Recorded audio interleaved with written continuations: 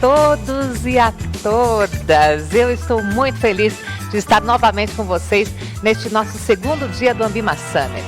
Este importante evento que conta com a ajuda dos nossos patrocinadores para tratar dos temas relevantes no setor de investimentos do Brasil e do mundo, presente e futuro, com convidados e convidadas reconhecidos pelo seu expertise e também com a presença ilustre de autoridades do governo e especialistas internacionais conceituados ao redor do mundo. Nossos conteúdos podem ser acompanhados em 2 canais de áudio exclusivos no site ambimasummit.com.br, um com áudio original do evento e outro com tradução simultânea em inglês. Além disso, disponibilizamos um canal com transmissão em Libras, legendagem e áudio totalmente em português, que também pode ser acessado nas redes sociais. Eu quero ainda destacar que todos os participantes deste evento vão fazer suas audiodescrições expressando seus perfis por intermédio de palavras, para que todos possam conhecer melhor os nossos palestrantes. É mais uma opção que está à sua disposição em todos os nossos canais. Então eu vou fazer a minha audiodescrição para que todos possam me conhecer. Meu nome é Gisele Ishida, eu sou apresentadora do Ambima Summit, tenho ascendente de japoneses, cabelos pretos, hoje ondulados, uma camisa vermelha, uma saia preta e estou em um palco com 2 telões de LED, onde vão acontecer as nossas discussões durante o dia de hoje, ok? E eu lembro a todos que também estamos ao vivo simultaneamente nos perfis da Ambima no Twitter, no LinkedIn, no YouTube e no Facebook. E agora, para iniciar a nossa programação, com apenas 2 meses aí para encerrarmos o calendário de 2021, o cenário econômico tem tomado grande parte dos noticiários, né? E o crescimento do PIB e o comportamento da inflação e do mercado de trabalho geram grande expectativa. E a pergunta é, o que podemos esperar da economia? Para debater sobre esse assunto, convidamos a economista-chefe do Banco Santander, Ana Paula Vescov, o sócio da Ibiúna Investimentos e ex-diretor do Banco Central, Rodrigo Azevedo, e o diretor da Asa Investments, e também ex-secretário do Tesouro Nacional, o Carlos Caval, para o nosso programa Em Vista de hoje. E para moderar esse bate-papo para lá de promissor, eu deixo vocês com o economista-chefe do Bradesco, Fernando Honorato.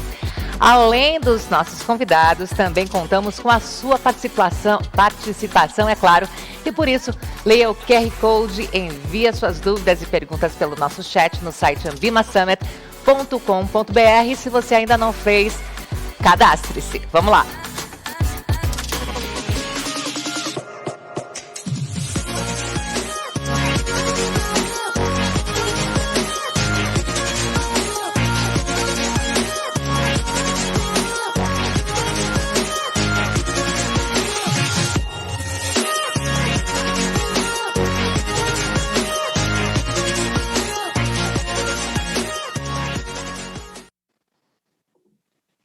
Olá pessoal, bom dia, prazer enorme estar aqui com vocês nesse Ambima Summit, é um evento já tradicional da indústria de fundos, de mercado de capitais, eu diria que é um momento muito interessante para nós podermos discutir os temas que nós vamos abordar aqui hoje. Eu falava com os meus colegas participantes aqui há pouco, que o timing não podia ser melhor para essa discussão, ou talvez pior, vai depender um pouquinho do cenário que sair daqui, mas certamente o ambiente é muito interessante. Então, prazer estar aqui hoje com a Ana Paula Vescov, secretária do Tesouro, economista-chefe do Santander, com Carlos Caval, diretor do Asa Investments e também ex-secretário do Tesouro, e o Rodrigo Azevedo, CIO da área macro do Ibiúna, quer dizer, está aqui com a gente hoje e também ex-diretor do Banco Central.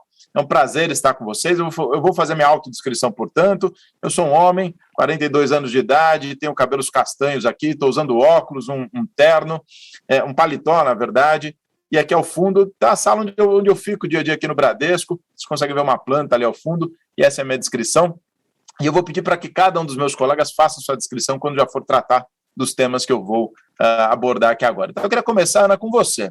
Olha, você viveu, né, enfim, a origem do teto de gastos quando você estava no Tesouro, você foi parte importante da equipe econômica que construiu, eu diria, acho que não é um exagero, talvez a principal reforma desde o Plano Real, que foi o teto de gastos, e o que você viu na semana passada, o que nós vimos na semana passada, foi talvez um ataque frontal a esse pilar tão importante que é o teto de gastos. Como que você viu os desdobramentos da semana passada? Não esquece sua autodescrição, por favor, e comece com esse tema para a gente. Obrigado, Ana.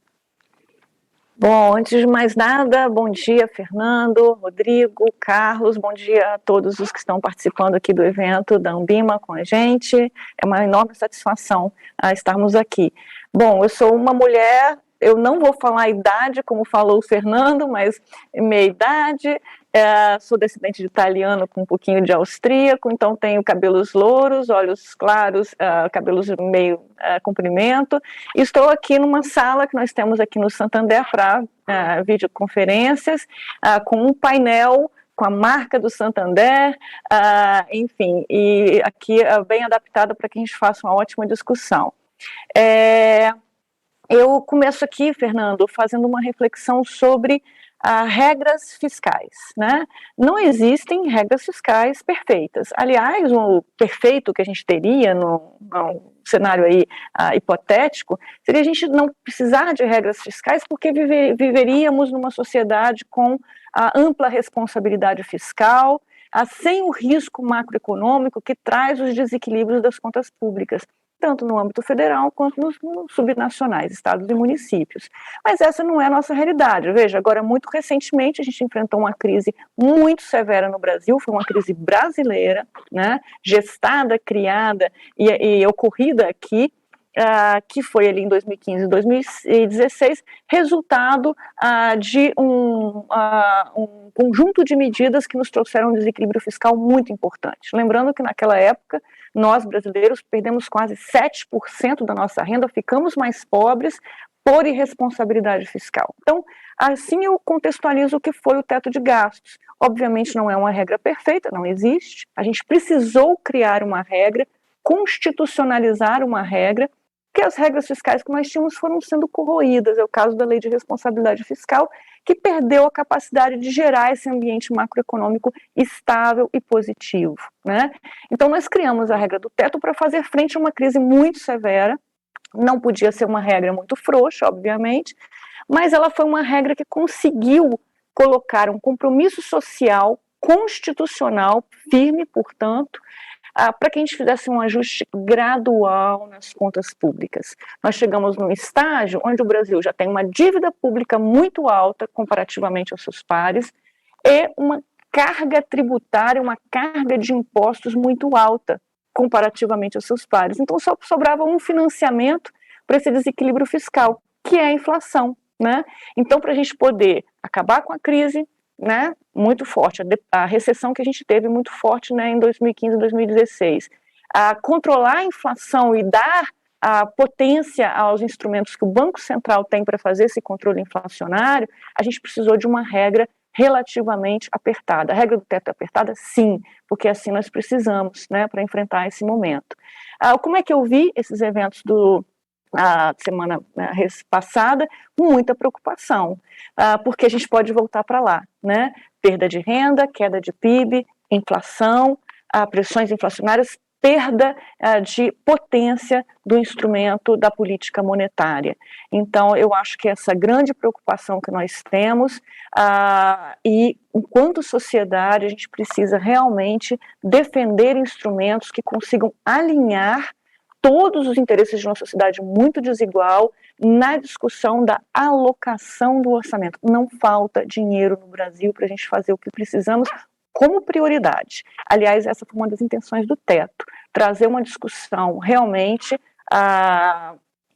baseada numa restrição que nós temos para fazer essas escolhas e essas opções de prioridades. Ana, você trouxe um tema que eu vou abordar daqui a pouco aqui na nossa conversa, que é uma certa falácia do argumento, né, de que o teto se contrapõe, por exemplo, ao apoio aos mais pobres, aos mais vulneráveis. Certamente não é esse o caso, a gente vai ter chance de explorar. Eu havia combinado aqui com o Caval, o Rodrigo quer passar para o Caval, mas o Rodrigo acho até que faz mais sentido na sequência, então passar para você, e depois o Caval aborda os temas de atividade. E, Rodrigo, você atravessou momentos bastante complexos também ali na gestão do Banco Central, teve uma postura muito firme. Me recordo bem, no seu período, o Brasil viveu uma das menores inflações da nossa história recente, e fruto de um Banco Central que tinha uma reputação elevada, credibilidade. Como é que você vê os impactos disso que aconteceu na semana passada sobre a gestão futura da política monetária Mas tem uma outra dimensão também, nós falávamos há pouco, né? Tem uma inflação que já está ocorrendo, esse IPCA 15 de hoje, por exemplo, de 1,20, né? Que não tem nada a ver ainda, por hora, com essa fragilidade fiscal. Como é que você vê essas duas dimensões? Quer dizer, o que já aconteceu com a inflação e quanto que esse tema trazido pela Ana dos desafios fiscais também coloca um desafio adicional para o Banco Central. Bem-vindo, Rodrigo. Não esqueça a autodescrição, por favor. Bom dia a todos, bom dia, Fernando, bom dia a todos vocês que estão aqui nos ouvindo, meus colegas aqui de painel. Eu sou um homem de meia idade, relativamente careca, cabelos mais ralos, de óculos. Estou aqui sentado no estúdio da Ibiúna, com fundo verde, está escrito Ibiúna, tem o logo nosso aqui. Estou aqui pronto, dessa maneira, para tentar entrar nessa discussão, que é uma discussão muito relevante sobre os temas do que vem pela frente, tá? Eu acho que as perguntas que você coloca, Fernando, são bem relevantes, né? E lembrando o período que eu estive ao Banco Central, eu acho que eu tive o privilégio, no momento que eu estive lá, que tinha uma política fiscal que estava sendo bastante apertada, né? Era um momento onde você estava ganhando bastante credibilidade, superávit primários, no período eu estive no Banco Central entre 2004 e 2007. Né? Então, foi um período de consolidação fiscal, né? É importante lembrar isso, e que, logicamente, torna o trabalho do Banco Central bem mais fácil, porque você pode focar na política monetária, e a política monetária ganha potência, que é exatamente o oposto do que está acontecendo nesse momento, onde a gente está tendo uma erosão gradual, ou na semana passada, não tão gradual assim, da credibilidade fiscal que o país gozou. Né? É importante entender isso, né? Eu acho que a melhor maneira de entender essa questão é o seguinte: o Banco Central trabalha para garantir a estabilidade da moeda no médio prazo, né? No médio e no longo prazo. Mas se você tem a política fiscal que está onde há dúvidas sobre a sustentabilidade da dívida, isso cria a perspectiva que no futuro você tenha que fazer emissões monetárias para financiar a dívida e, portanto, gerar inflação. Então, quando há dúvidas sobre a consolidação e a estabilidade fiscal ou não, isso mina principalmente as expectativas de médio prazo e torna muito mais difícil o trabalho do Banco Central.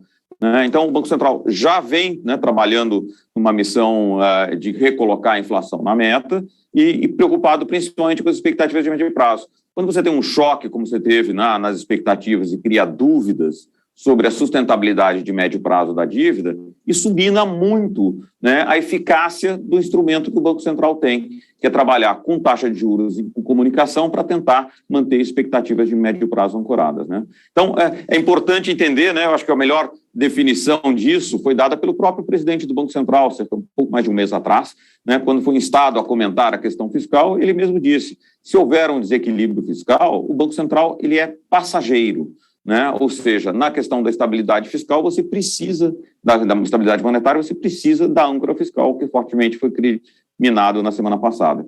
Mas o seu ponto, Fernando, é importante entender também, né, o contexto em que esse choque da semana passada se dá, né, porque ele tornou ainda mais difícil uma missão que já estava se mostrando complicada para o Banco Central, que é trazer a inflação para a meta em 2022 e 2023.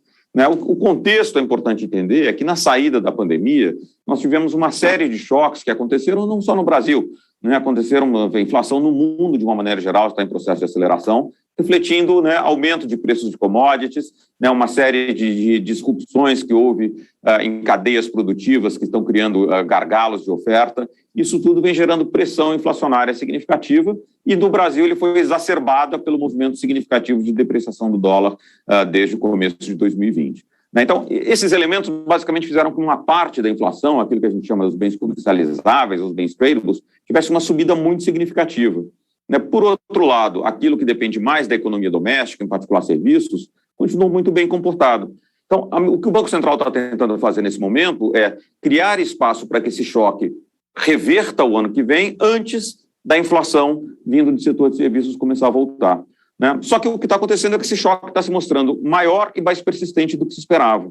E o resultado básico é que o serviço está voltando à medida que a vacina está se disseminando. Então, o problema do Banco Central nesse momento, né, é como é que eu crio condições para esse choque baixar e fazer uma desinflação importante, que esse ano vai ser entre 9% e 10% uma inflação, e o ano que vem, na meta dele, né, tem que colocar próximo de 3,5%. Então, esse é o trabalho que ele já vinha fazendo, ele já vinha subindo a taxa de juros. Quer dizer, antes desse choque da semana passada, já havia expectativa de que a taxa de juros ia terminar esse ano entre 8,5% e 9%, de que ele ia dar 2 ou 3 altas de 100 pontos. Então, assim, o trabalho que está sendo feito e o resultado do IPCA que saiu essa manhã, acima do esperado, ele não tem nada a ver com a questão da potencial ameaça ao teto fiscal, realizada ou não. Né? Então, esse trabalho já era difícil. E aí, o que acontece? Na semana passada, além de tudo, você tem esse choque, onde você cria a perspectiva de que, no médio prazo, o encoragem das expectativas fique fragilizado. Não é à toa que o mercado rapidamente falou, a resposta do Banco Central vai ter que ser graus acima do que aquela que ele vinha imaginando até então. Né? E nesse momento, o mercado passou a precificar, em vez de 100 basis points, 1 ponto percentual de aumento na quarta-feira, passou a aumentar 1,5 ponto percentual e agora, inclusive, discussões de um número mais alto do que esse à luz dos números de hoje. Né? Então, esse é o grande desafio. Né? E é importante lembrar que esse desafio se soma a um outro, que é a questão das eleições no ano que vem.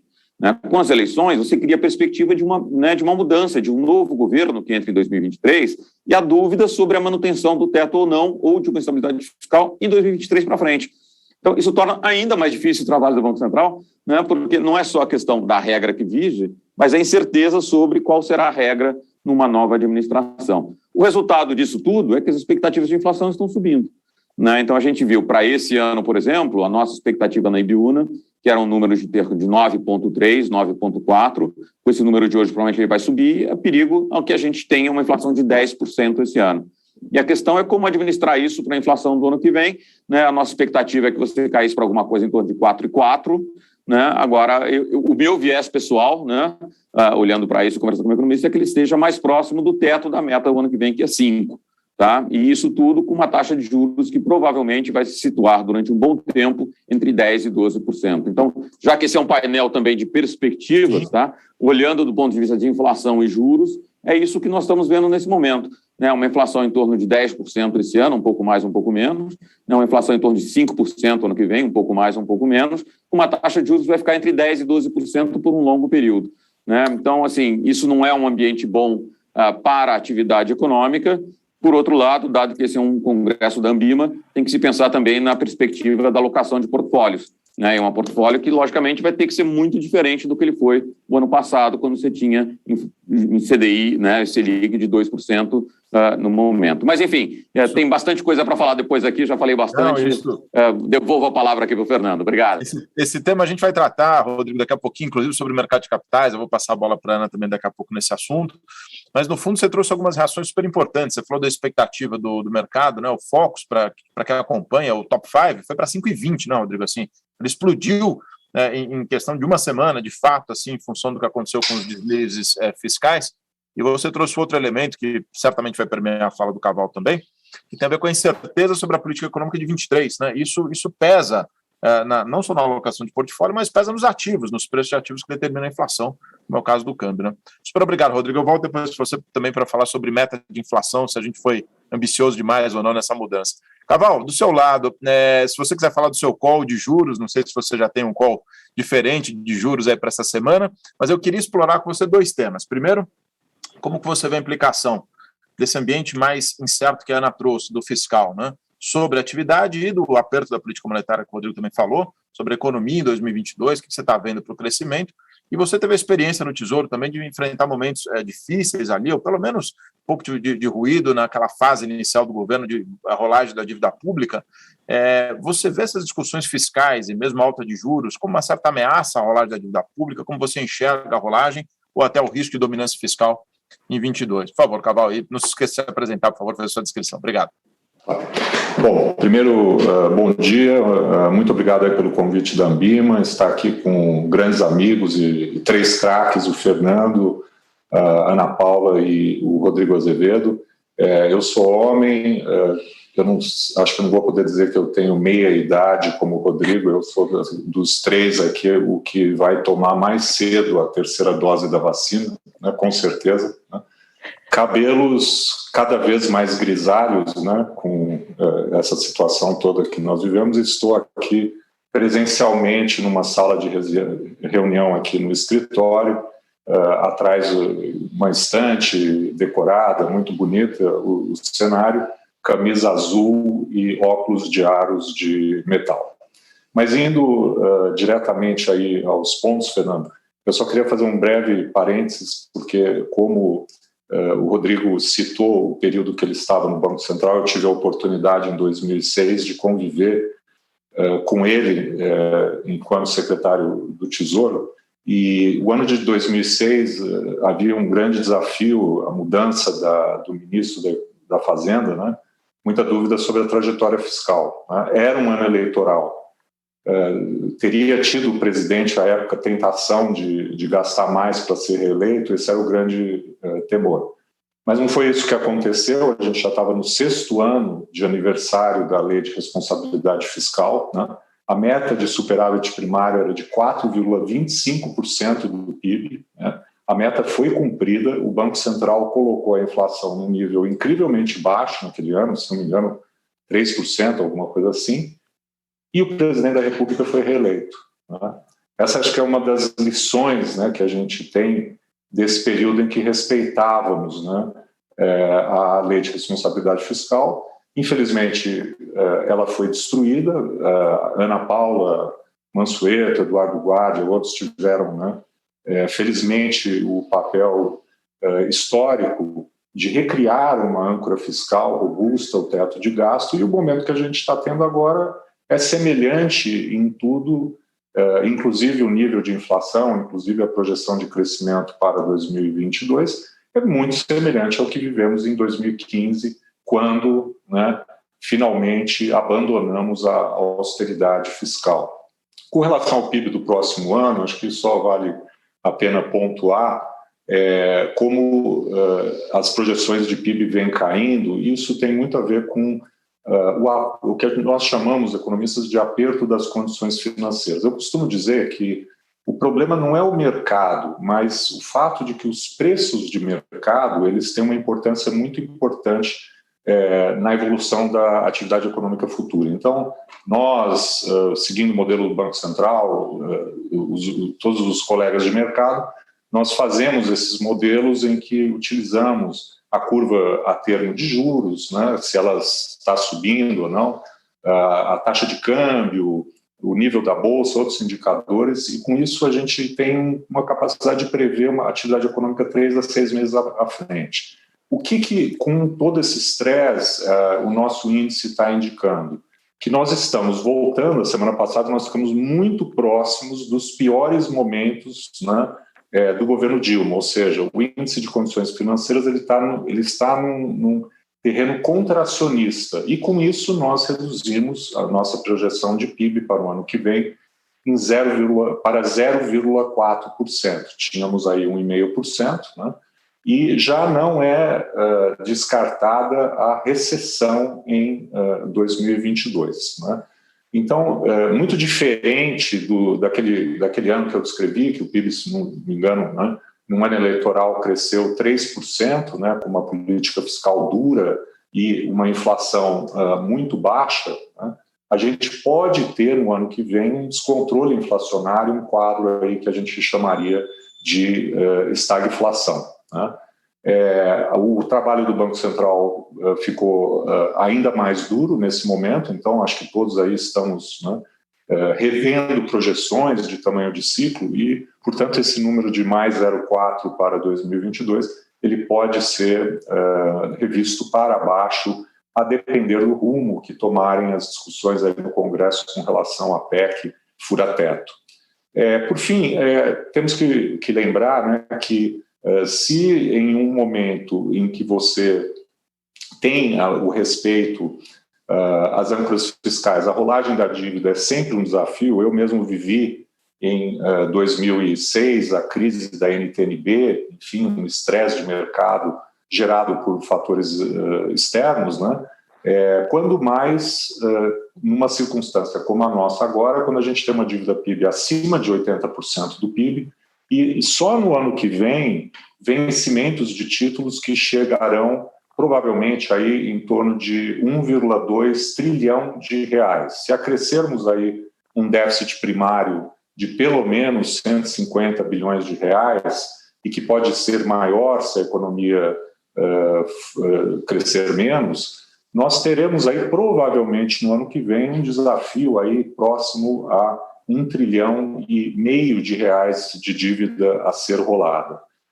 De um lado, o que nos dá segurança, até um certo ponto, é que nós, felizmente, acumulamos um colchão que chegou aí em agosto, o último dado disponível, acima de 1,2 trilhão, mas vai se reduzir, terá se reduzido, o dado sai hoje em setembro e também em outubro, por grandes vencimentos de dívida, mas ele pode chegar no final do ano aí em torno de 1 trilhão de reais.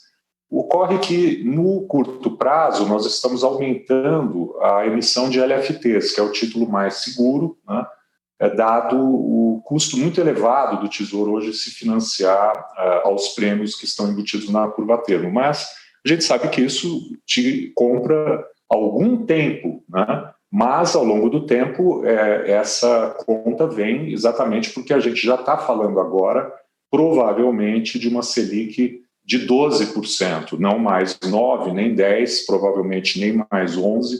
Mas hoje, né, se o Banco Central realmente estiver imbuído da missão de colocar 2022 na meta, ou pelo menos fizer tudo ao seu alcance para que isso seja possível, acho que o juro não vai ser mais nos níveis do consenso e nem nos níveis que nós situamos a nossa previsão na semana passada em 10,5%. Provavelmente vamos mudar isso para um nível próximo de 12% e já com uma alta de 200 na reunião de amanhã. Bom, por enquanto é isso. Obrigado.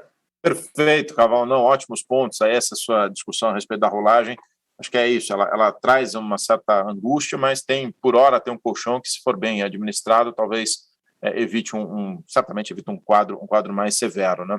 Ana, eu queria voltar com você e fazer duas perguntas. A gente tem mais uns 15 minutos de painel, então agora eu vou ser mais breve aqui nas minhas intervenções também. Duas perguntas, Ana. Tem uma saída para a gente ainda dentro do teto, se, digamos, por alguma razão, o Congresso, o Senado quiserem voltar atrás no que aconteceu na semana passada? Você acha que existe um caminho ainda? Seria plausível pensar? E outra, eu queria que você dividisse um pouco também as implicações para o mercado de capitais. Nós falávamos há pouco, né? O Brasil vem numa fase de, eu diria, uma enorme expansão do mercado de capitais, crédito bancário, o mercado de dívida, o mercado de ações, né? E o quanto que isso pode ser danoso no curto prazo e talvez olhando um pouquinho mais adiante. O que você enxerga aí para os dois temas? Então, um pouquinho, se tem uma saída aí, mercado de capitais. Joia. Bom, acho que tem uma saída, basta realmente a gente ter uma convergência no meio político, entendendo que nós temos sim um problema social aqui na saída da pandemia, mas nós temos como resolver isso dentro do teto. Então, veja, há pouco tempo atrás, agora no início desse ano, aprovou-se uma emenda constitucional já modificando o teto para acionar os gatilhos que foram criados digamos, ajustamento automático das despesas obrigatórias e contenção automática dessas despesas obrigatórias, mediante momentos em que essas despesas obrigatórias ficam realmente muito representativas no orçamento. Nós temos um problema de rigidez orçamentária no Brasil impressionante, né? Então, foi colocado um gatilho, mas um gatilho muito difícil de acontecer, né? Então, se a gente agora coloca esse gatilho no lugar certo, por exemplo, 94% das despesas obrigatórias sobre as despesas totais primárias acionam os gatilhos de contenção das despesas obrigatórias. Isso permite que a gente, inclusive, pague precatórios, né, vai ultrapassar o valor do teto, mas você cria as compensações automáticas, você não vai poder contratar, dar aumento para o serviço público, tudo muito coerente com esse momento de restrição que a gente está. Agora, dado que a gente tem esse momento sensível socialmente falando, é possível criar uma exceção, né, temporária para acolher um programa social de caráter temporário até a economia pegar tração e se recuperar, de fato, principalmente no mercado de trabalho e atendendo, inclusive, essa parcela dos informais. Então, temporariamente, por 1 ano, até 2 anos, criar um valor, né, que seja limitado a esse programa social e a sua temporalidade. Então, isso tudo expressa um compromisso social brasileiro com o atendimento dos mais vulneráveis, número 1, E número 2, um compromisso com a responsabilidade fiscal. Essa seria uma saída que demonstraria que a gente ainda vai manter a austeridade sobre a contenção de despesas obrigatórias, mas não impede da gente fazer um programa social. Não falta dinheiro para o programa social. A gente poderia, por exemplo, encurtar o valor das emendas parlamentares que estão sendo destinados a coisas que não são tão prioritárias nesse momento quanto atendimento aos mais vulneráveis. E até destinar parte dessas emendas, por que não, a esse programa social. Então, isso acho que seria uma solução plausível, responsável, mantendo a regra do teto. Agora, uma breve interrupção, isso que você falou, você está se referindo à PEC emergencial, foi aprovado tem 6 meses. Sim, foi ontem, concorda? Foi ontem. Mudança na regra. Não é nada demais, né? Mas desculpa, e o mercado de capitais e o crédito, por favor? Bom, tudo isso que está acontecendo, o Carlos e o Rodrigo mencionaram, a gente está vivendo um aperto de condições financeiras que significa o seguinte, o custo de você investir, o custo do capital está ficando mais caro. Né? Até porque está ficando também mais escasso, está se tomando muito para despesa pública, né? E o Brasil é um país que tem poupança muito restrita e precisa de poupança externa para complementar a sua poupança agregada para poder investir mais. Enfim, isso tudo restringe. Agora, desde que cortou-se, né, a possibilidade dos bancos públicos entrarem no mercado com subsídios, tirando, né, a condição do financiamento privado competir de forma igualitária, desde que a gente criou a TLP, que foi essa condição de retirar subsídios no crédito, o mercado de capitais no Brasil floresceu, já aumentou mais de 200%. Isso está permitindo a criação de fundos privados, de vários modelos de aporte de recursos privados, para na outra ponta financiar quem quer investir. Esse é o papel do mercado de capitais, gerar essa intermediação.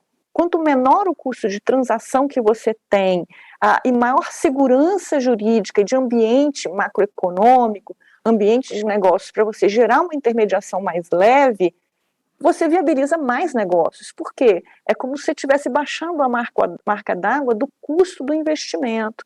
Então, mais projetos de investimento ficam viáveis na sociedade. Agora, quando a gente toma recursos que já são escassos para aumentar despesas no momento desse, você inibe esse tipo de investimento. Então, quantos IPOs que já foram cancelados, quantos negócios que estão sendo inviáveis por seu custo de financiamento mais alto, dada a taxa de retorno que esse investimento tem na sua programação, no seu fluxo de caixa de longo prazo. Enfim, é isso. E investimento é importante para gerar emprego e reativar a economia e a sua recuperação. Então, a gente está entrando numa espiral negativa. A gente tem que interromper essa espiral. E a única forma de interromper essa espiral é colocando, de novo, no centro da economia, a responsabilidade fiscal e uma trajetória de ajuste das contas públicas, ainda que não muito rápida.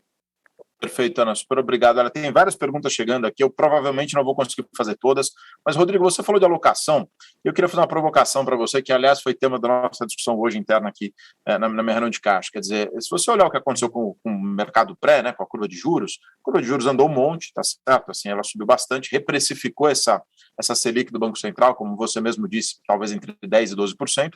Agora, a inflação implícita, ela continua muito elevada. O grosso da reprecificação se deu na inflação implícita. Então, eu queria te provocar primeiro, será que nós fomos ambiciosos demais na nossa meta de inflação, né, antes ainda dessa mudança do teto? E 2, por que você acha que a inflação implícita está tão alta assim, dado que houve uma reprecificação da expectativa de política monetária do Banco Central? Você está mudo, Rodrigo. Por primeira pergunta, nós fomos ambiciosos demais? Eu acho que não. Né? A meta de inflação foi colocada dentro do contexto do arcabouço de política econômica macroeconômica que existia à época. Né? À época esperava-se que o teto de gastos funcionasse, que ele funcionasse como um estabilizador da dívida com uma redução de médio prazo e que, portanto, houvesse uma consolidação fiscal nas expectativas do Brasil. É importante entender que quando o teto foi colocado e em seguida foi, né, junto com ele, passado a TLP, como lembrou a Ana, né, nós tivemos uma queda muito significativa do prêmio de risco Brasil. Né, e, claramente, todos nós, economistas, passamos a associar a ideia de que tanto a inflação ia ser mais baixa, né, estruturalmente, como a taxa de juros real de equilíbrio no país também seria mais baixa. Né? E aí acho que condizente com isso, não há razão nenhuma para achar que num regime de política macroeconômica onde haja estabilidade fiscal, o Brasil seja muito diferente da Colômbia, do México, do Peru, do Chile, né, onde a meta de inflação é próxima a 3%. Por que o Brasil tinha que ter um prêmio, a inflação no Brasil tinha que ser 4,5%, 5%, como era antes? Né? Então, acho que na hora que nós resolvemos isso, né, as expectativas de fato convergiram para baixo, os juros tiveram uma queda muito significativa, importante lembrar que a Selic veio de 14,25 lá para pré-pandemia, a níveis próximos a 4,25, 4,5, né, com as expectativas de médio prazo perfeitamente ancoradas. Então, eu acho que para aquele regime de política macroeconômica onde essas decisões foram tomadas, nós não fomos ambiciosos de maneira alguma, nós simplesmente convergimos para aquilo que é o padrão dos emergentes, onde nós achávamos que estávamos indo. Né? Agora, se você tem uma mudança grande, né, e você volta atrás, em particular nessa questão da certeza ou não da manutenção da credibilidade da sustentabilidade fiscal, aí essa meta de inflação parece agressiva. Né? Mas, enfim, mudar essa meta ou pensar no número mais alto é já abrir mão da ideia de que você, de fato, pode conviver com sustentabilidade fiscal no país. Né? Eu acho que a gente não está lá ainda. Então, não, a minha avaliação é que a gente não foi ambicioso, a gente simplesmente fez aquilo que é o desejo de ser um país melhor em condições de estava caminhando para lá. Com relação à sua segunda pergunta, por que as implícitas estão tão mais altas? Porque existe, a gente sabe no Brasil, né, aonde que a desestabilização da parte fiscal leva. Né? O Brasil, nesse momento, a gente tem umas condições... Em geral, esse tipo de crise em país emergente leva a crises ou de balanço de pagamentos ou crises de inflação. Né? O nosso balanço de pagamentos está muito bem arrumado. Né? O país é um país que tem pouca dívida externa. Na verdade, nós somos credores líquidos em moeda estrangeira. Né? Então, não existe razão nenhuma para achar que você tem que dar um default ou que existe uma chance de você, né, ter um calote na dívida soberana brasileira. Então, o problema do Brasil não é o setor externo. O problema do Brasil é o doméstico. E doméstico a gente sabe bem que tem, né, em último caso, você imprime.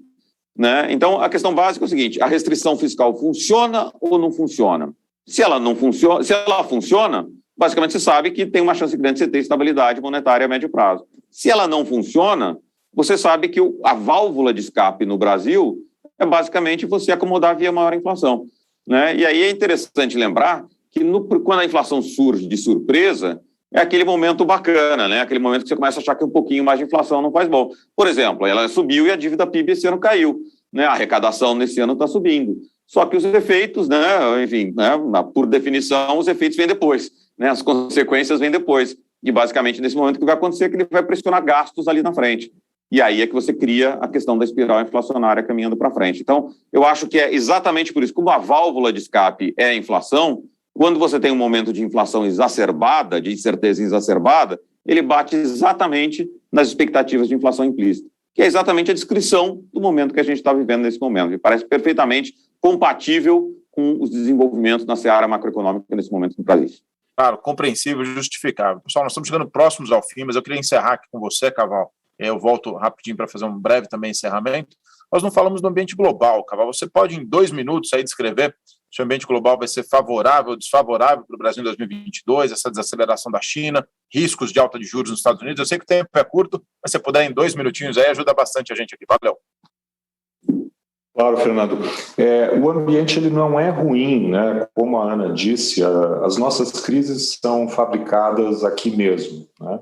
Mas ele já não é tão favorável como a gente podia imaginar, e você mencionou o que nos preocupa a todos, evidentemente, que é a desaceleração da China, o impacto que isso vai ter e já está tendo no preço das nossas commodities, portanto, dita um quadro não tão favorável para as moedas dos exportadores de commodities como o Brasil.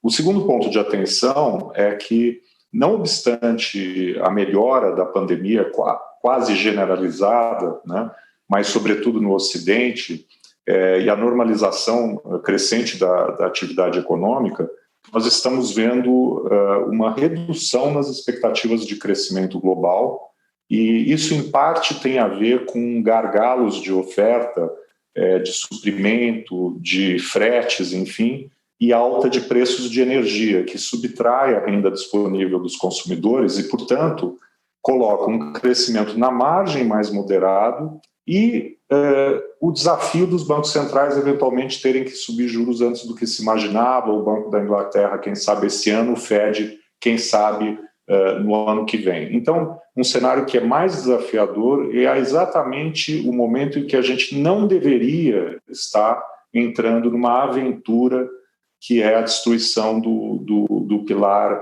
fiscal. Agora, notadamente, acho que a minha grande preocupação é com a desaceleração dos rumos da economia chinesa. Olha, Caval, perfeito, super obrigado. Eu só posso agradecer esse painel que foi extraordinário, teve insights muito importantes a respeito da relevância do teto de gasto. Aliás, muitas perguntas aqui, Ana, subsequentes, de como de fato encaixar, né, os programas sociais dentro do teto. Acho que a Ana trouxe uma perspectiva importante. Perguntas aqui para o Rodrigo a respeito justamente do risco de estagflação. Ele falou um pouquinho, não teve tempo de elaborar muito, mas falou um pouquinho. E também para você, Caval, na ótica fiscal. Então, olha, eu só posso agradecer, Ana, Rodrigo, Caval. Acho que a gente teve aqui um pouquinho de cada um dos temas que importam para o cenário de 2022-2023. O investidor certamente é um ano difícil, um ano de volatilidade, mas eu espero que a gente consiga atravessar esse período, eu diria, de forma segura, quem sabe, com um debate econômico lúcido a respeito das perspectivas para 2023. Então, agradecer vocês de fato e eu devolvo aí para a Gisele, que está aí no estúdio com a gente. Obrigado. Boa tarde.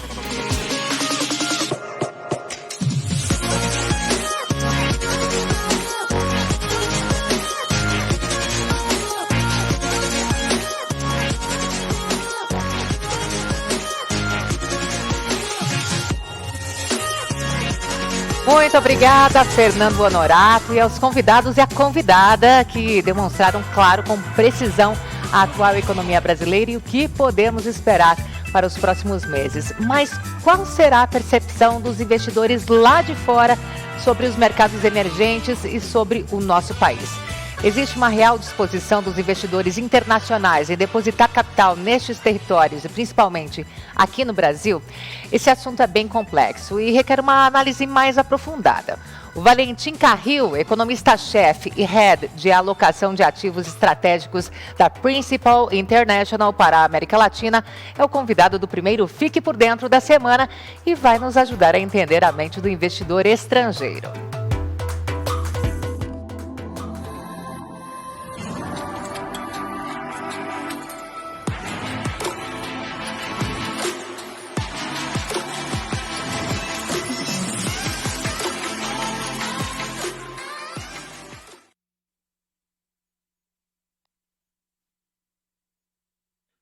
Primeira coisa que eu quero dizer, quero agradecer por me convidarem para fazer este vídeo para o Congresso da Ambima. É uma grande honra. Quem sou eu?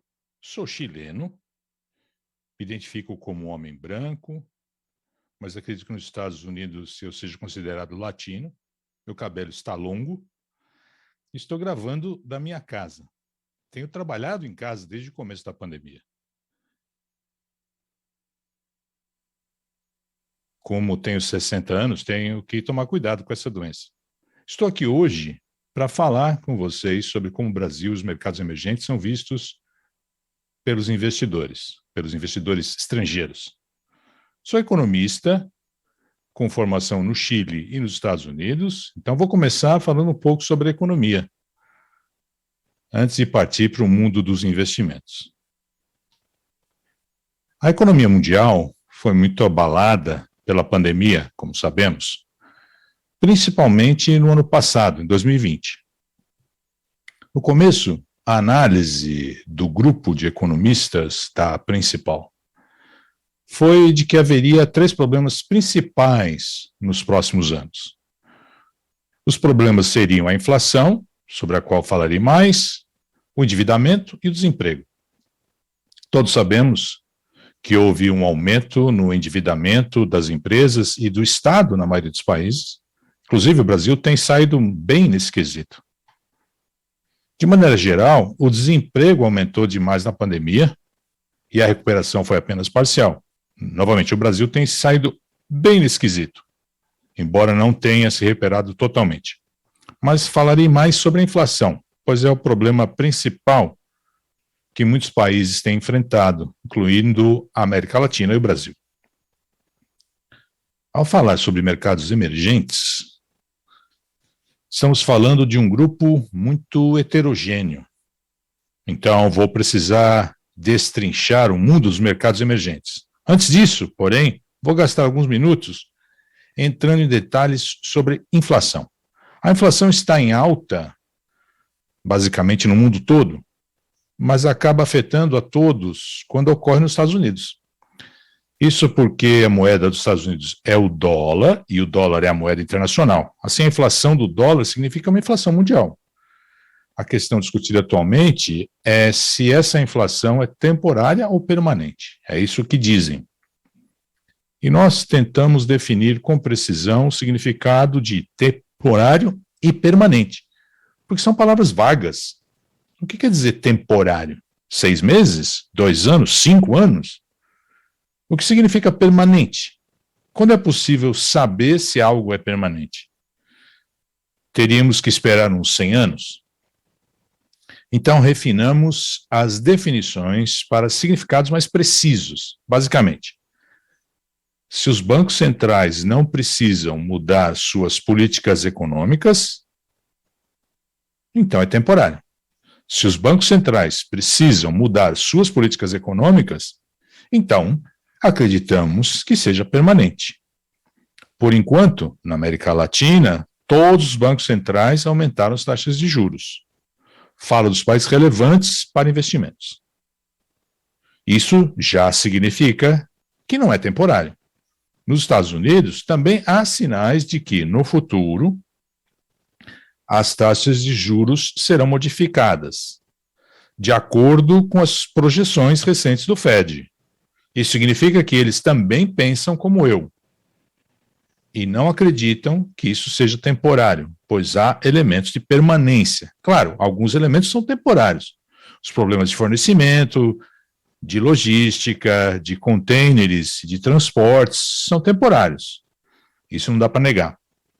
Não há elementos permanentes nessa inflação, mas há elementos, permanentes nessa inflação. E o que isso significa, o que é importante, é que o aumento das taxas de juros virá antes e será maior do que se esperava há 6 meses. Esse é o mundo no momento. A inflação não é um fenômeno puramente temporário. O PIB está indo bem, mas o desemprego é um problema. E as dívidas aumentaram por toda parte. E quanto aos mercados emergentes? Como eu disse, é um grupo heterogêneo. Ao analisarmos os mercados emergentes, fazemos uma divisão em grupos com diferentes características. Por exemplo, a China foi a primeira a ser afetada pela pandemia. Então, seu PIB caiu no primeiro trimestre de 2020, mas ela se recuperou rapidamente no segundo trimestre. E ela se recuperou tanto desde então que voltou a ser como era antes da pandemia. Assim, o crescimento que havíamos projetado para a China, algo entre 5% e 5,5%, foi recuperado, basicamente. Foi o único país do mundo que conseguiu fazer isso. Além da China, há outros mercados emergentes asiáticos, diferentes da China, em 2 aspectos. Primeiro, a China não teve problemas com a inflação. A inflação de base está abaixo da meta, inclusive está perto de 2%, agora a meta é 3%. Em outros países, a inflação tem virado um problema. Nas Filipinas, na Malásia, na Indonésia, os valores do PIB voltaram, mas não seu crescimento. Então, há diferenças entre os mercados emergentes asiáticos. Outra coisa importante é que a China é uma grande importadora de commodities. Quando os países desenvolvidos falam em mercados emergentes, eles se referem a exportadores. É no que geralmente pensam. E, de novo, não é o caso da China, não é mais o caso do México também, mas é o caso de outros países, como a Indonésia, Brasil, o Chile, etc. Então, há muita diferença entre os países. Os países asiáticos tendem a importar commodities, à exceção da Indonésia. E os mercados emergentes europeus, geralmente, com a África do Sul, com a inclusão da África do Sul, eles são exportadores de commodities, principalmente de petróleo, ou de metais preciosos, como é o caso da África do Sul. A inflação está indo bem na região, mas tem aumentado. As taxas de câmbio estão elevadas devido à alta de preço do petróleo, que ajuda as moedas, exceto na Turquia. Então, os mercados emergentes europeus estão indo bem, pois estão sendo alavancados pela alta do preço do petróleo. E a América Latina? Ela é o meu ganha-pão. Meu trabalho é analisar a América Latina. E, mais uma vez, gosto de separar. Não acho necessário analisar o México e o Brasil da mesma forma. O México tem sido um grande importador de petróleo, tem exportado principalmente duas coisas. Quase toda a sua manufatura e produção vai para os Estados Unidos. Uns 80% das exportações mexicanas vão para os Estados Unidos. Eles também recebem remessas, o que é, de certa forma, uma exportação de serviços. Aliás, essas também vêm, em sua maioria, dos Estados Unidos. Basicamente, o país depende bastante dos Estados Unidos, exportando produtos manufaturados e serviços e não commodities, como no Brasil, onde elas são muito mais importantes. Além disso, o México exporta 30% do PIB. Isso significa que 25% do PIB do México é de exportações aos Estados Unidos. São muito dependentes de apenas um país. O Brasil não é assim, é completamente diferente. O Brasil, menos de 15% de exportação no PIB, e sua exportação é muito mais global. O Brasil depende muito mais da economia local e as remessas não são tão significativas. Então, são economias e princípios totalmente diferentes. Outra grande diferença observada na pandemia foi que o Brasil auxiliou o povo bem mais que o México. O México foi bem rigoroso e cuidadoso com os gastos públicos, limitando-se a 50% a 60% do PIB, dependendo dos cálculos. Já no Brasil, você sabe melhor que eu, chegou a cerca de uns 90%, embora agora tenha diminuído para 82%. Então, qual foi o resultado? A inflação no Brasil passou de 10% e não chegou a 6% no México, embora esteja muito acima da meta em ambos os casos. Como eu havia dito, boa parte dessa inflação é temporária, mas caso não façam nada, tenho minhas dúvidas de se a inflação voltará à meta. Na verdade, acho que não. E os bancos centrais pensam igual, pois em ambos os casos as taxas estão aumentando, e no Brasil de forma bem agressiva. No Brasil, há um risco político, que é algo difícil de avaliar em qualquer país. Já no México, as coisas estão mais tranquilas, ou pelo menos os poderes estão bem separados. Então, as chances de grandes mudanças no cenário político são bem menores que no Brasil. Qual é o impacto disso tudo? Bom, os preços. Muitos me perguntam, por que há investimentos estrangeiros? Olha, é uma questão de preço. Dependendo do preço, mesmo com alguns aspectos ruins, ainda pode ser bom pela precificação certa. E eu gostaria de falar para vocês os índices preço-lucro que medimos no começo de outubro para algumas partes importantes do mundo. O índice mundial é de 19 vezes. O dos Estados Unidos, 21,5 vezes. É metade do índice mundial. Aí temos a Europa com 16,5. Claro que estou arredondando. Os mercados emergentes, 13. O do Chile, 10,5. México, 15. E do Brasil, é só 7,5. Para mim, isso reflete a visão de que há um maior risco do ponto de vista político por causa das próximas eleições.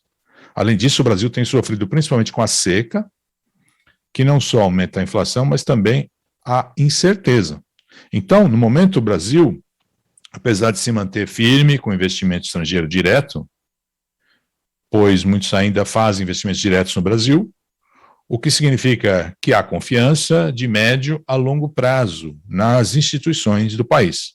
No curto prazo, muitos estão preocupados com os impactos nas ações e nos títulos, pois estão lidando com um valor que, na minha opinião, é muito baixo. Inclusive, temos recomendado investimentos menores no Brasil para nossos clientes. Com isso, termino minha palestra. Gostaria de agradecer novamente o convite da Ambima.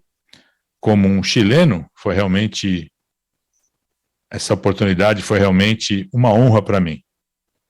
Muito obrigado.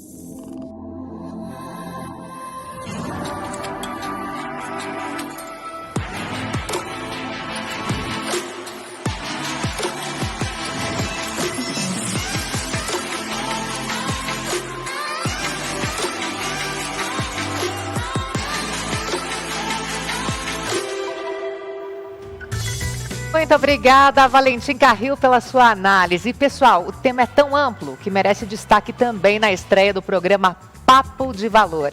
E para essa premia imperdível, chamamos o chefe de Economia e Estratégia para o Brasil do Bank of America, Davi Becker, para conversar com a Cassiana Fernandes, que é economista-chefe do JP Morgan Brasil, e a Marcela Rocha, que é economista-chefe da Claritas. Vamos lá.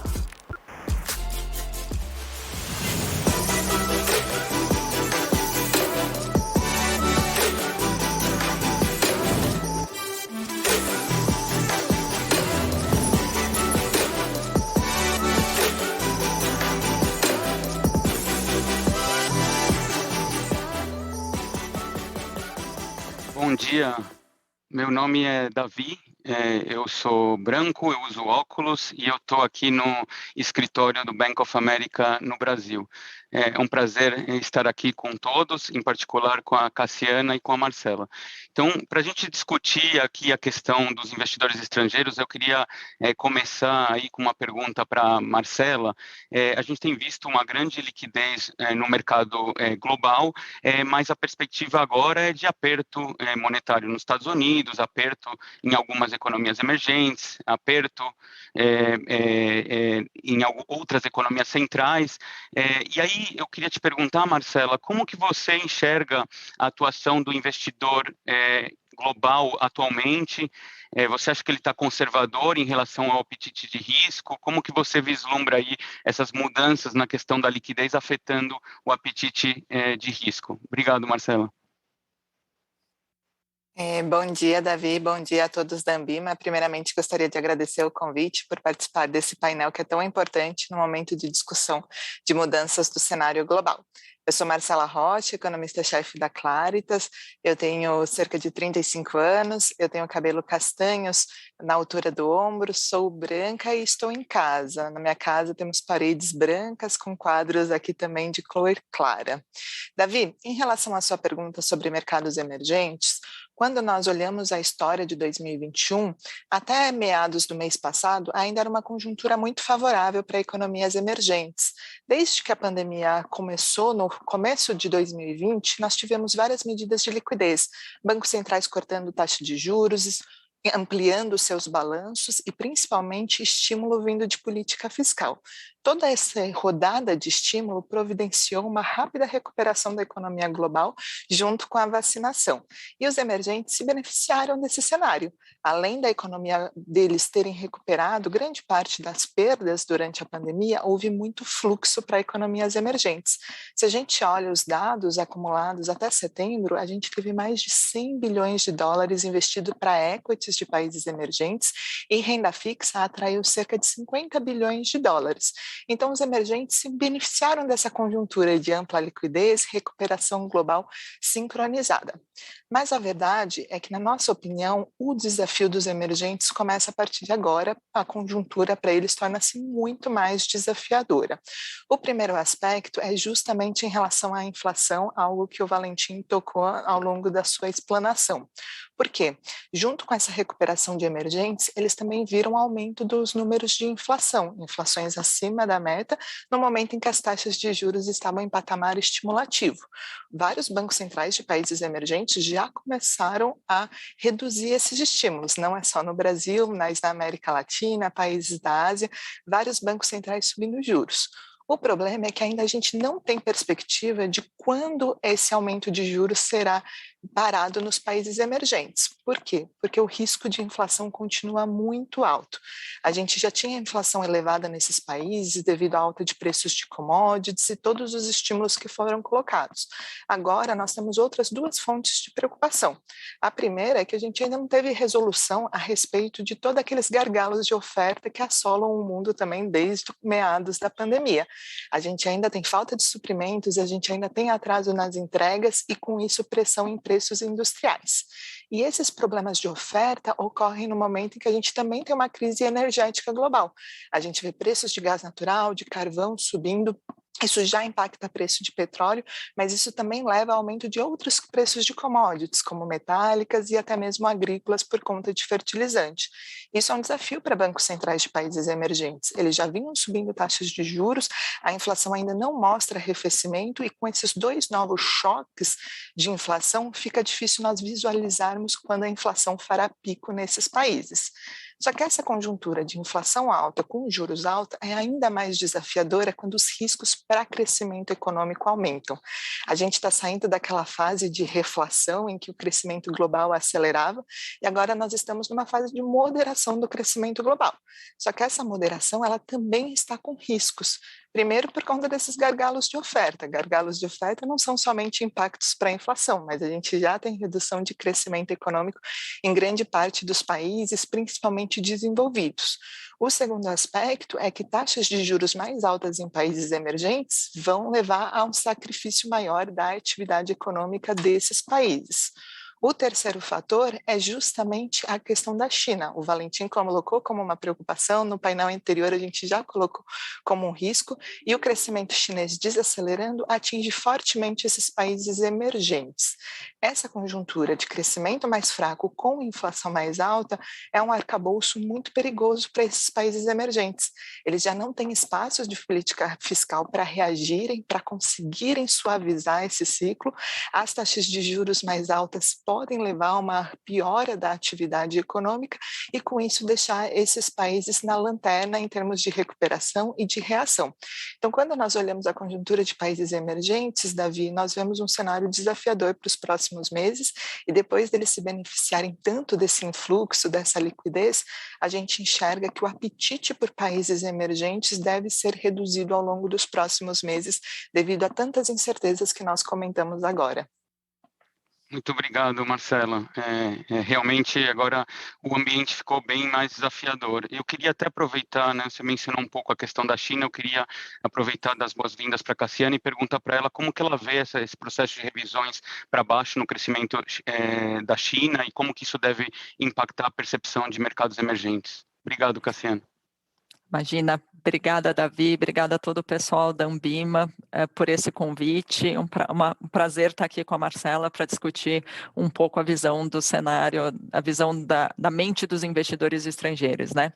Eu sou uma mulher branca, mestiça, 40 e poucos anos, estou usando uma blusa preta que me disseram que ajuda a emagrecer, parecer mais magra no vídeo, estou gravando da minha sala aqui na sede do JP Morgan em São Paulo.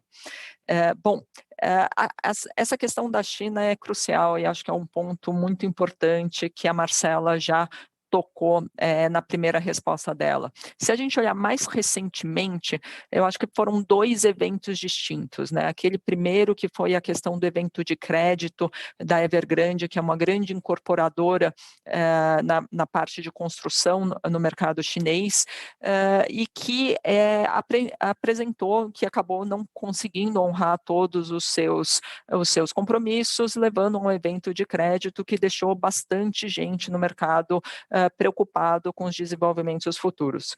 Se a gente colocar da visão, até passar um pouco os números que a gente pesquisou recentemente, a gente fez uma pesquisa com vários investidores dedicados ao mercado emergente, e a gente chegou, se você olhar a consolidação desses investidores, cerca de 52% acreditam que o contágio financeiro do setor de construção, ele tende a ser mais limitado especificamente ao mercado financeiro chinês, ou seja, um risco de contágio a outros países emergentes, a outros mercados emergentes, ainda bastante limitado.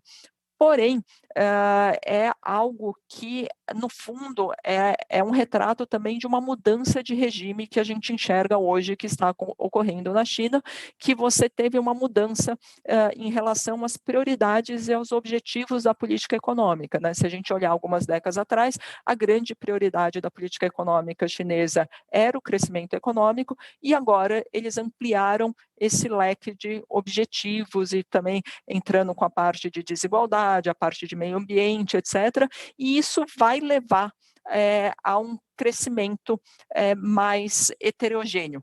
Então, eu acho que essa é a grande conclusão que a gente vai ter como resposta às mudanças que a gente vê hoje. E acho que isso é muito importante, isso vai ter muito reflexo nas economias emergentes de uma forma geral, principalmente aquelas economias mais dependentes do ciclo de commodities, como Brasil e outras economias da América Latina. Acho que esse é um ponto importante para a gente colocar.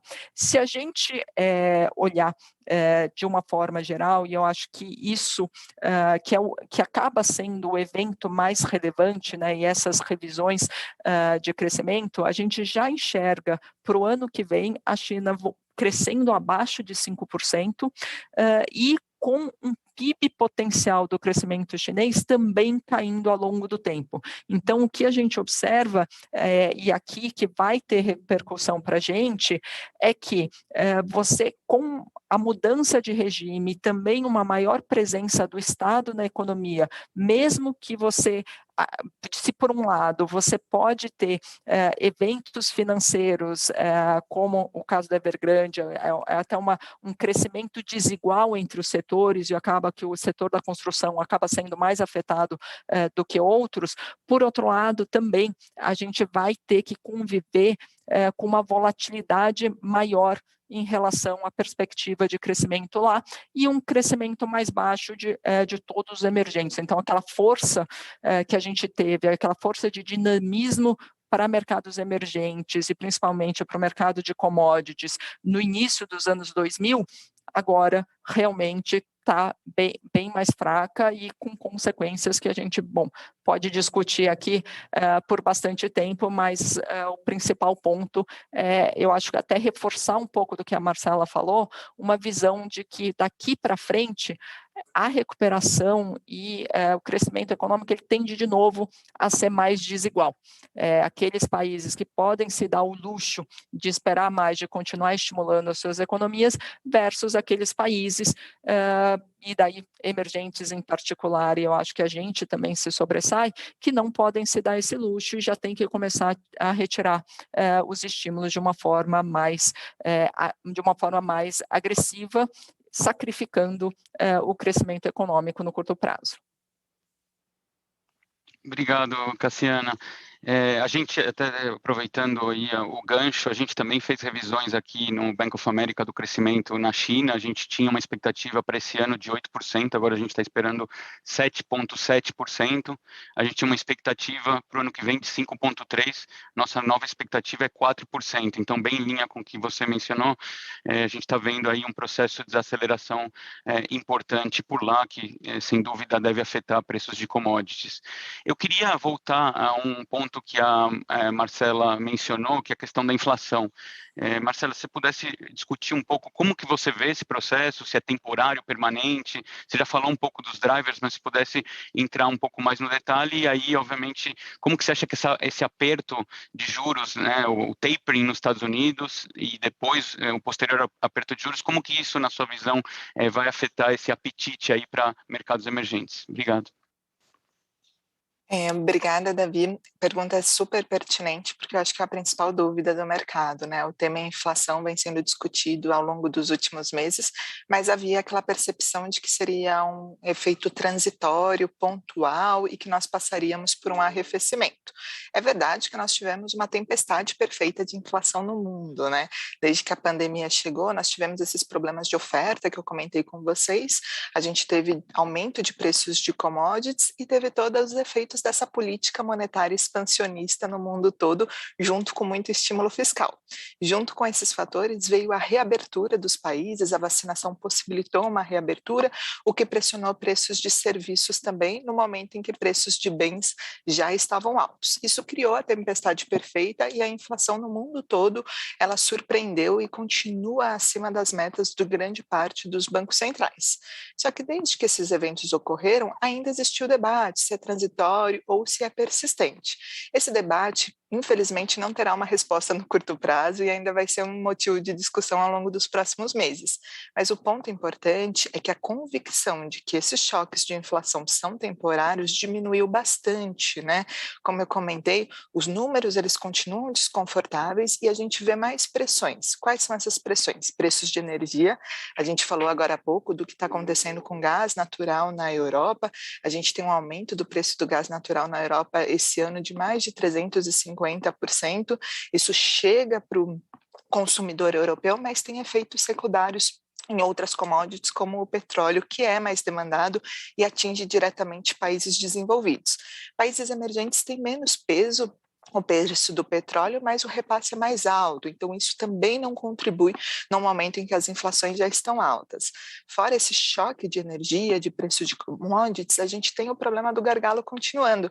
O que a gente pouco falou nesse painel a respeito de Covid, o que é uma ótima notícia em termos de saúde pública mundial. Só que, infelizmente, alguns países estão atrasados ainda na vacinação, e esses países que estão atrasados na vacinação têm tolerância zero à Covid.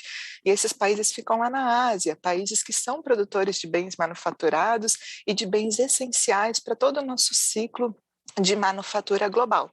Esses países tiveram interrupções das suas cadeias de produção com essa política de tolerância zero à Covid, com medidas de restrições, e isso afetou ainda mais a expectativa de uma normalização dessa oferta de produtos. Então, nós temos filas em portos, a gente tem atraso de produtos, a gente tem falta de chip, semicondutores, embalagens, tudo isso piora o cenário de inflação. Só que esses dois vetores, Davi, eles vêm naquela conjuntura que já tinha um debate muito forte sobre a inflação. Quais eram esses fatores? Os efeitos defasados de política econômica, a gente não pode esquecer que as taxas de juros foram levadas para as mínimas históricas e essas taxas foram levadas no momento que os bancos centrais estavam usando política monetária não convencional. A gente já tinha uma discussão do efeito da compra de títulos por parte de bancos centrais e essas políticas foram usadas ainda mais fortes durante a pandemia. Junto com isso, vem um impulso fiscal muito significativo. O impulso fiscal ano passado foi mais de 5% do PIB mundial. Isso foi o dobro da última crise mundial e isso ainda tem efeitos na atividade econômica desse ano. Junto com esses estímulos todos, a gente não pode esquecer que durante a pandemia houve uma alteração na forma dos bancos centrais lidarem com a inflação. O Fed, o Banco Central dos Estados Unidos, foi o mais explícito, falando que ele iria tolerar um aumento dessa inflação acima da média.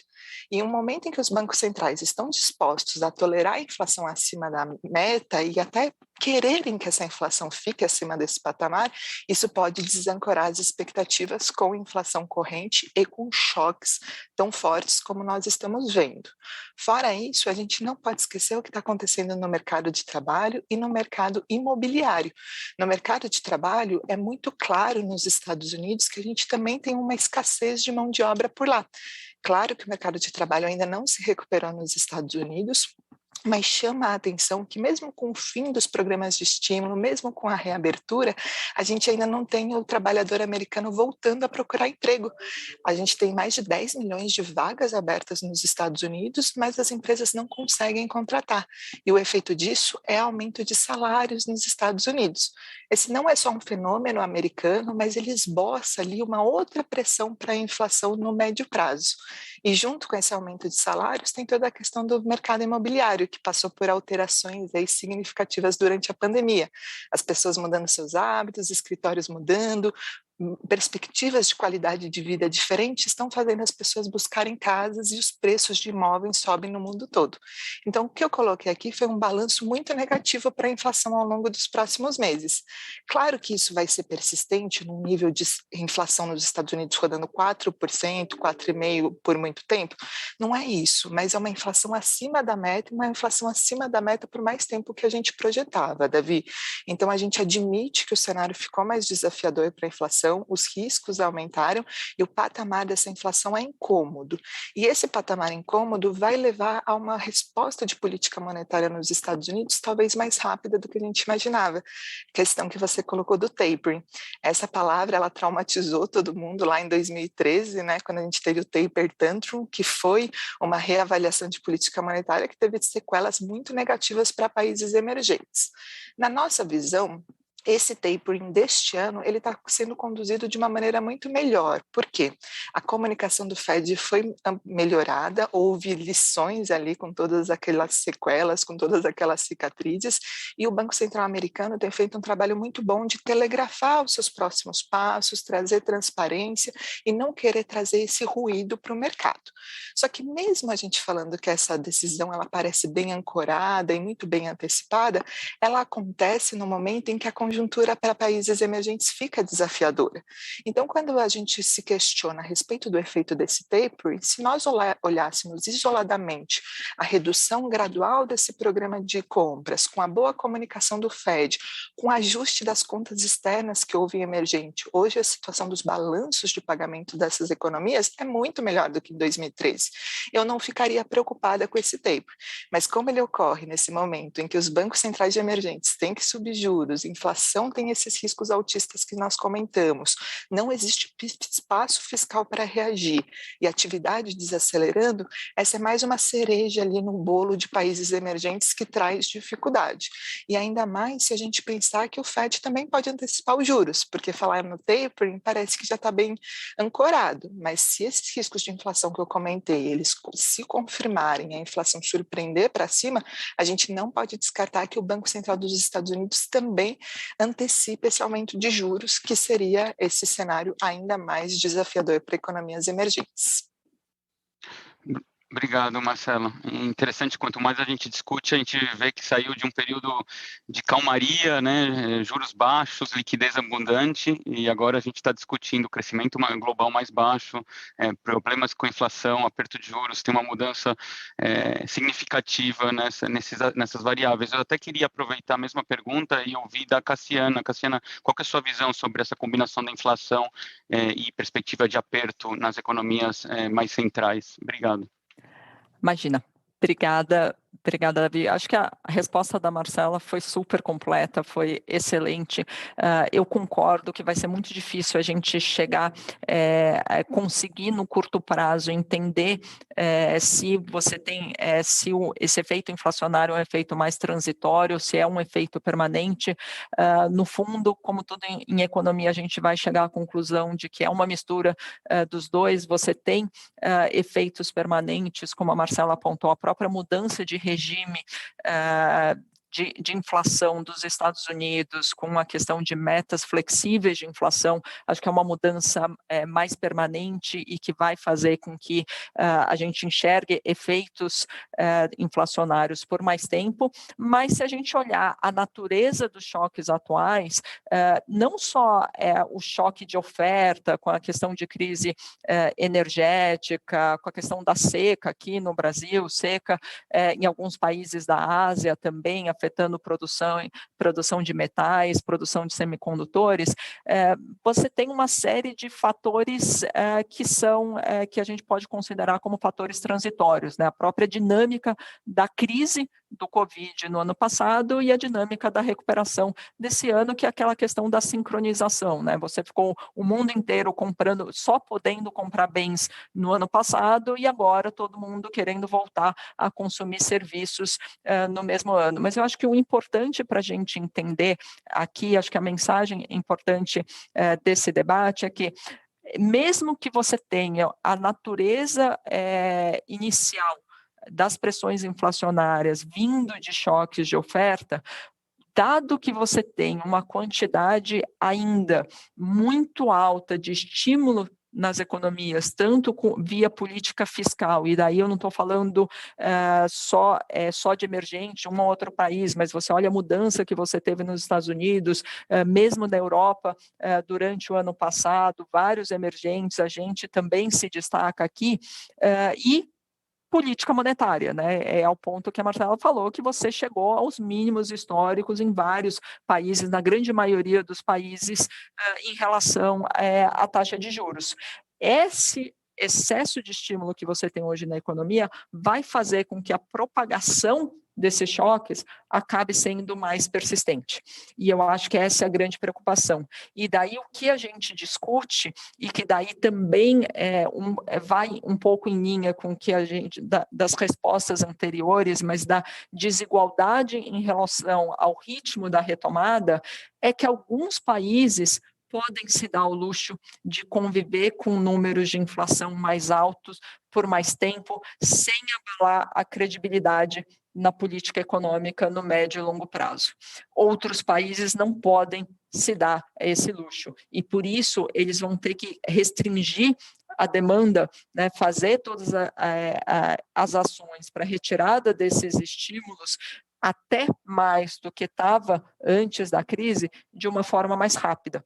Porque se eu tenho uma restrição de oferta global e eu tenho países que não precisam controlar essa demanda e pelo contrário, você vê, eu acho que o ponto até, o que a gente está vendo agora na crise energética na Europa é muito claro, porque você tem uma série de países por causa dessa restrição, por causa desse aumento de preços, dando subsídios adicionais à sua população para poder suavizar o consumo, para que ela não sofra com esse aumento de preço de gás. Bom, dado que a oferta é limitada, significa que outros países vão ter que cortar ainda mais a sua demanda. Então, eu acho que esse é um fator muito importante, e isso está na mente do investidor. Quem é que vai ter um instrumento para conseguir reagir a esse cenário mais desafiador, num ritmo adequado e sem prejudicar os fundamentos da economia.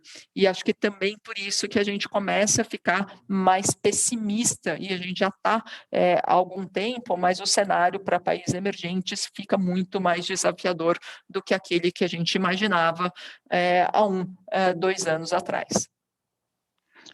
Obrigado, Cassiana. Aproveitando aí essa questão que você mencionou dos países emergentes, e aí os países que podem ou não se dar ao luxo, eu queria focar um pouco em Brasil. E aí, aproveitando, Cassiana, eu queria te perguntar, nesse ambiente que a gente discutiu, inflação mais alta e todos esses fatores que a gente já vem falando aqui, que você e a Marcela trouxeram, como que você vê a visão do investidor em relação ao Brasil? Quais são as dúvidas, quais são as incertezas e, no limite, o Brasil está no radar dos investidores? Vamos lá. Essa é uma pergunta super difícil, porque só a gente olhar a volatilidade do preço dos nossos ativos, dá para ver que é uma resposta que muda muito, né?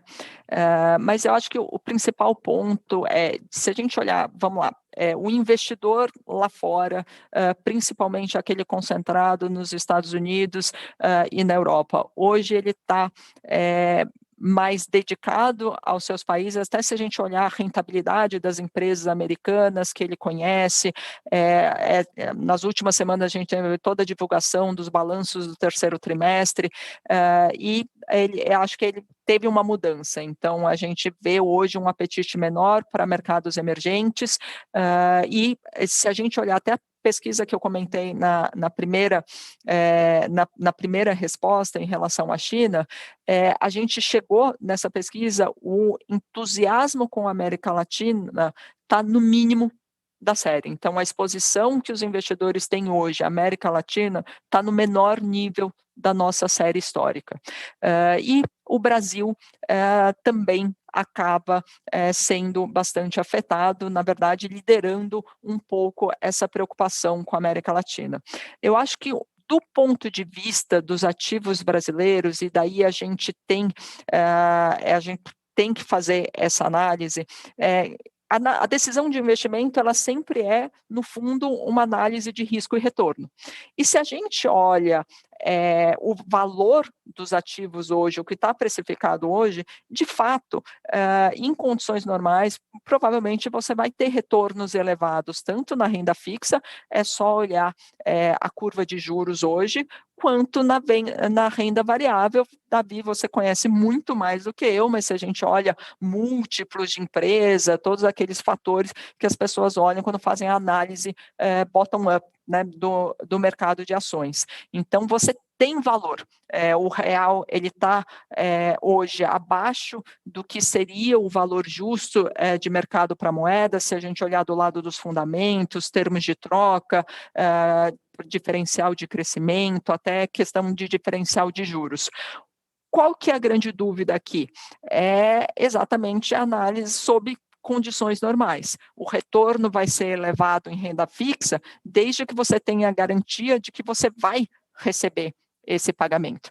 Então, assim, acho que agora a gente entrou num patamar de dúvida que é muito mais sério do que a gente estava lá atrás. Eu acho que até alguns meses atrás, a ideia é, olha, o Banco Central vai precisar ajustar a taxa de juros de forma a você controlar a demanda, controlar expectativas inflacionárias para conseguir levar uma estabilização de preços no horizonte relevante para o Banco Central. Eu acho que as últimas semanas mostraram que a discussão mudou um pouco, e mudou principalmente porque, de novo, pela primeira vez em alguns anos, pela primeira vez desde 2016, a gente volta a ter que responder pergunta sobre solvência da dívida no Brasil. O que acontece com a trajetória da dívida PIB se você não tem uma ancoragem do lado da política fiscal?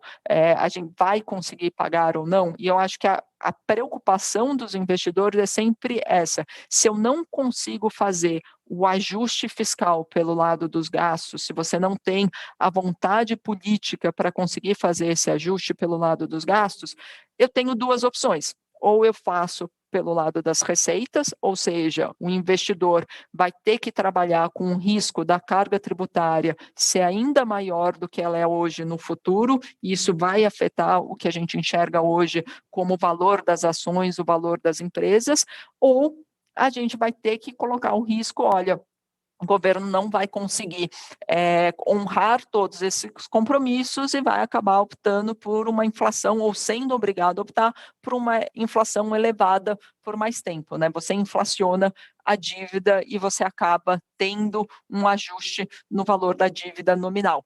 E eu acho que esse é o grande risco. E a gente já enxerga hoje, se você olhar principalmente a parte de inflação implícita, ela já mostra, já deixa claro que essa preocupação hoje existe na cabeça do investidor, de uma forma geral, tanto o investidor doméstico, mas principalmente o investidor lá fora, que quando ele olha uma discussão como a gente teve nas 2 últimas semanas, ele vai falar assim, olha, eu tenho a minha vantagem comparativa para fazer análise de política brasileira ou quais vão ser as tomadas é muito menor do que o investidor local.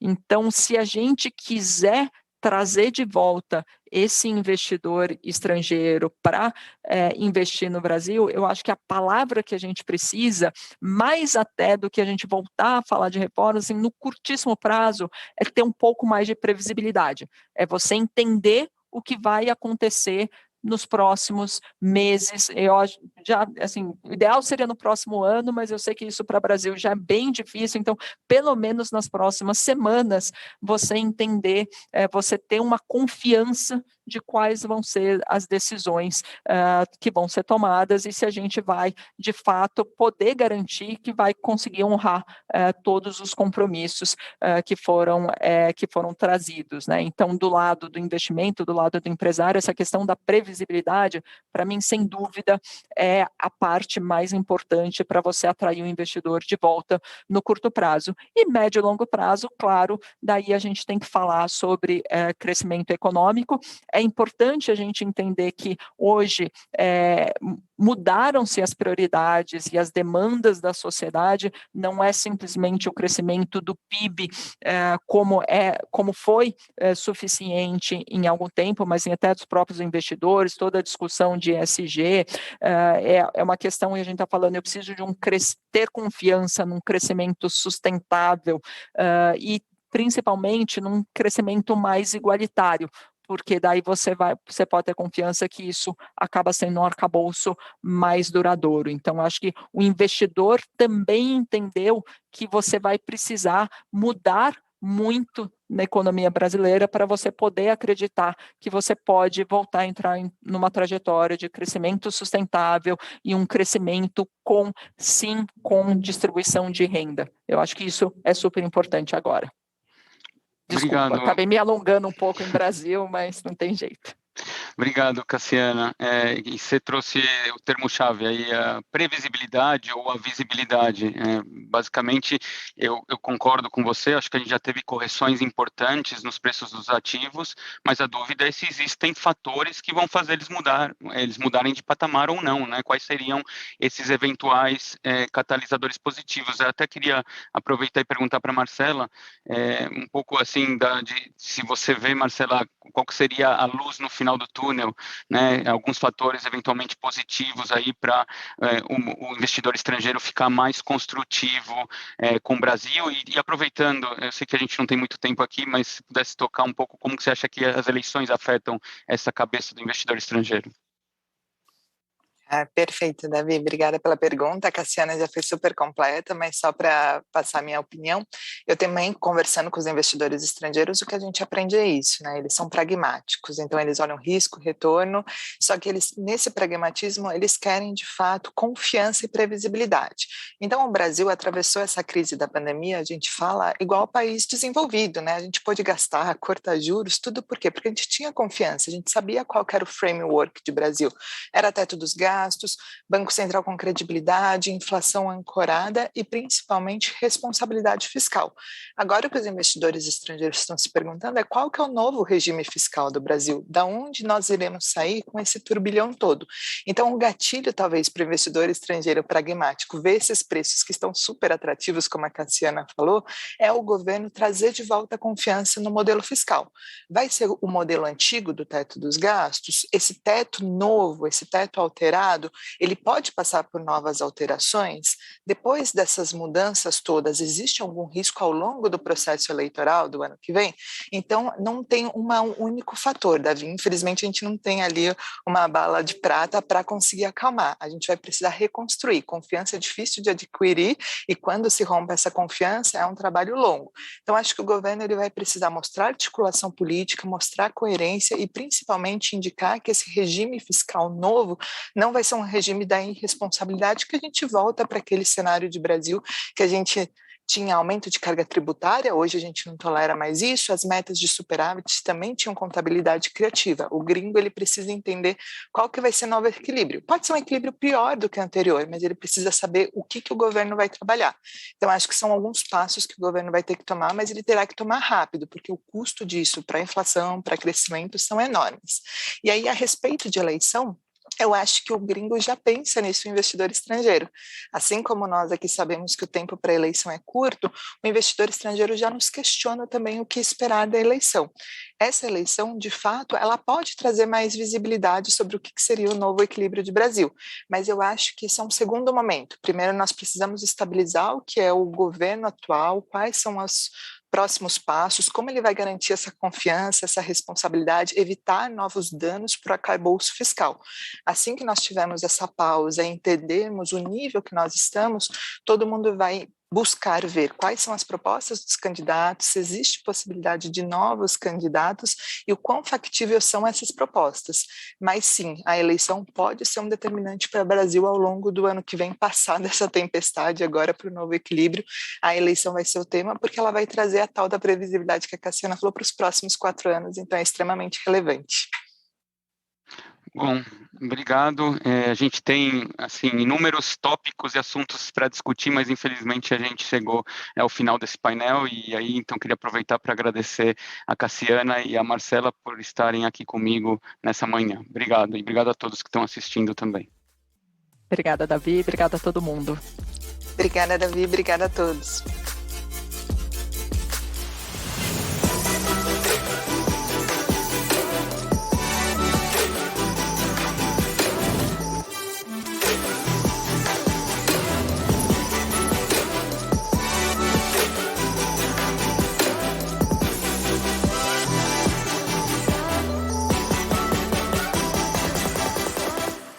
Obrigada aos participantes por este bate-papo. Então, encerramos a manhã do Ambima Summit, certo de que informação de valor, como acompanhamos agora, é a chave para bons investimentos. E aguarde, porque ao retornarmos logo mais à noite, quem estará com a gente ao vivo no programa Contexto desta terça é o Nuriel Rubini. Um dos maiores economistas da atualidade vem fazer uma análise dos possíveis cenários e de que forma os mercados e a economia global vão se comportar até o fim deste ano e ao longo de 2020, isso após os impactos causados pela Covid. E você aí que participa e complementa os debates e entrevistas é o nosso convidado especial para enviar suas perguntas e reflexos ou reflexões acessando o QR Code do site ambimasummit.com.br. Faça também seu cadastro e responda a pesquisa de satisfação sobre os assuntos desta manhã. Fiquem ligadinhos, voltamos às 18h30. Até lá!